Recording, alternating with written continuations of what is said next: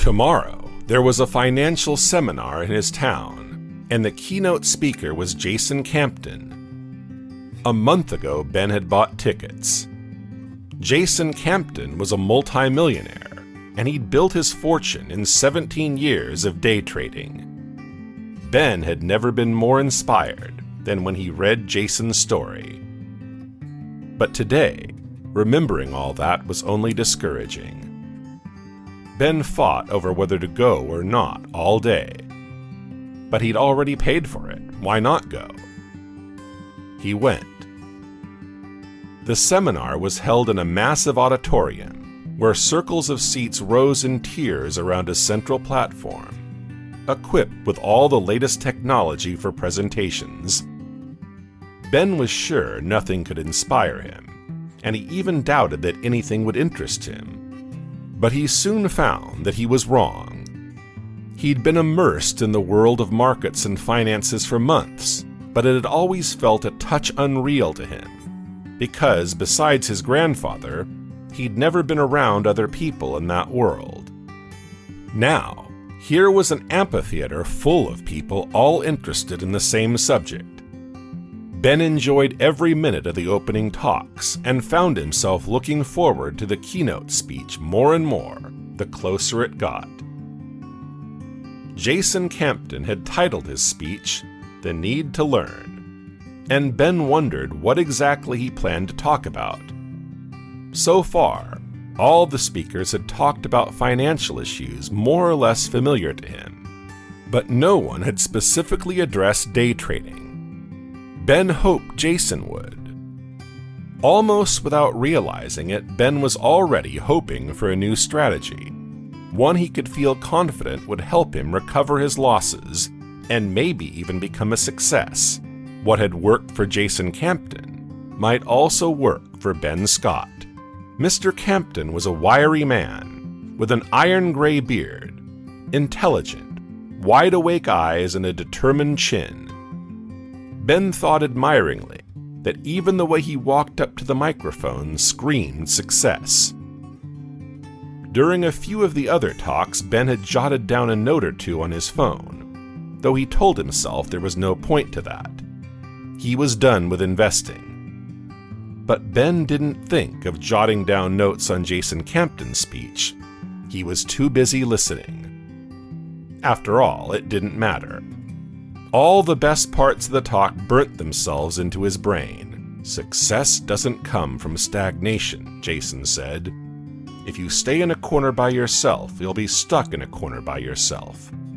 You need someone to learn from, someone who will stir you up. The moment you stop learning, you stop growing. The moment you stop growing, you start rotting. Failure is a solo sport. Success relies on sharing. Theory is just concentrated practice. If you want the original, fresh-pressed juice, you don't want a book with theory. You want a person with practice. Every beginner needs a mentor, but a mentor is only as good as your mentality. If you don't have a learner's mindset, you're dead set towards failure. By the time the talk was over, Ben had conceived a brilliant idea. He needed a mentor, and who better than the man who had convinced him? How hard would it be to walk up to Mr. Campton and ask for his help? It was hard. Ben fidgeted around the circle of businessmen surrounding Jason Campton, listening to their laughter and their talk of stock and securities. He felt like this was his last chance at his dream of wealth, and he knew he'd never forgive himself if he let it walk away from him. Finally, he clenched his fists and dared to push himself into the circle.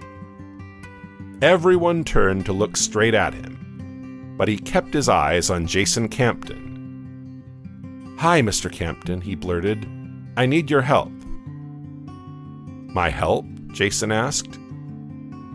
"I'm a day trader. That is, I was. But I've never had anyone to learn from.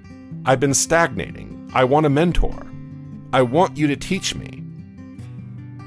Ben stopped, frightened by his boldness. Jason glanced briefly at his watch. "I've got a minute," he said. "Excuse me," he added, turning away from the group and gesturing for Ben to follow him. "Sit down," he said. "What's your story?" Ben spilled out his story, starting at the beginning, telling Mr. Campton how desperately he wanted to be rich, explaining how he had stumbled into day trading, telling him how much he loved it, but how it had spiraled out of control.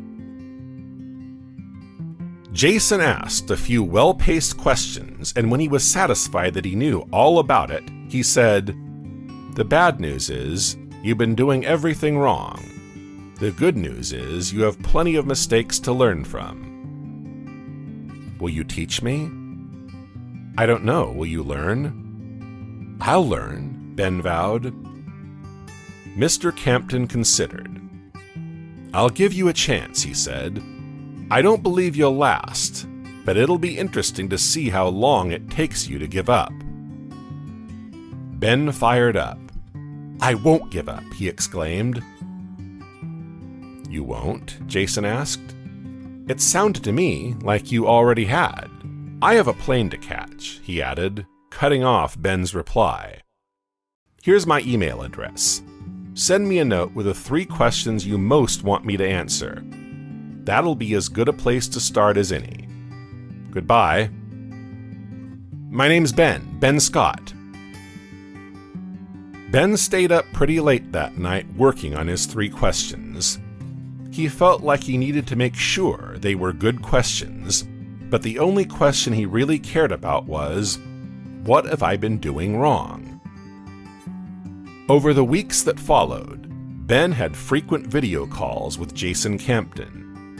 By Jason's instructions, he also spent 5 hours a day watching the market and making notes of what he could have done if he were day trading.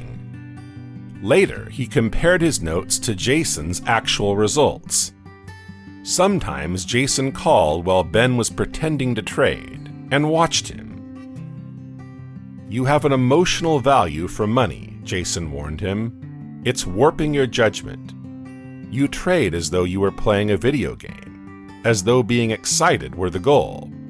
If that's what you want, you may as well gamble. Your odds will be about the same in the end. Precious low." "But if I find the right strategy," Ben began. But Jason cut in. "There's no holy grail in day trading. There's no strategy that will make every trade a win. If you keep looking for one, you'll never stick with anything long enough to see what it's capable of. That's why your track record is so bad. I looked over those notes you sent me. You had some fine ideas, but you broke your strategy every time you thought you saw a good trade from another strategy. No strategy works if you follow it when you feel like it." After a couple of weeks, Ben showed up for a call in a state of excitement. "I'm starting to see your strategy," he exclaimed. "For 3 days now, I've made the same trades you have." "True," Jason conceded, "but you haven't made them at the same times. Half the time you sell too early, and the other half you sell too late. This is not about hanging in there and believing in a stock. This is about cutting your losses. And it's not about getting a rush when you make 20, when if you held on another minute, you could have made 1,000. Ben's excitement fell. "I see," he said. "If you do it for the thrill, you'll always be looking for the thrill, and you'll miss the good trades." Ben felt like giving up time after time. It seemed like whenever he thought he'd learned something, Jason showed him there was still twice as much left to learn. This business of being mentored and getting rich was way more work than he'd bargained for. But it was strangely motivating, too.